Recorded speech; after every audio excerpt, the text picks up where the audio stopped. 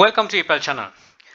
කලින් වීඩියෝ එකක් තිබ්බා USA වලට ෂිප් කරන්න බෑ ලංකාව තුලින්. ඉතින් දැන් ඒක ඒගොල්ලෝ රිසියුම් කරලා තියෙනවා තැපැල් සේවාව අංශයෙන් මේක කරන්න පුළුවන් කියලා හෙට ඉඳන්. ඒ කියන්නේ ජූලි 20 වෙනිදා ඉඳගෙන. මේකේ කියලා තියෙන එක ඒ අනුව ඇමරිකා එක්සත් ජනපදයේ නෙදර්ලන්තයේ සහ ඊශ්‍රායල් වෙත ගුවන් තැපැල් පහසුකම 2022 7/20 වන දින සිට නැවත ආරම්භ කිරීමට කටයුතු සම්පාදනය කර ඇත.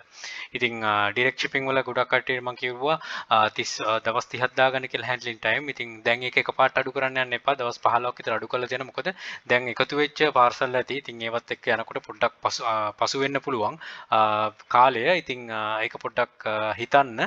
හිතලා ඒක හිම් කර්මානුකූලව අඩු කරලා තමන්ගේ නෝමලි හැන්ඩ්ලින් ටයිම් එක දාගන්න. ඉතින් නිවුස් එකක් විදියට ගිය කලින් දුන්නා වගේම මේක බෙදාගත්ත එක බොහොම ස්තුතියි මේ සහෝදර බෙදාගත්තට. තවත් ගොඩක් කට්ටිය ගෲප් එක බෙදාගෙන තිබ්බා.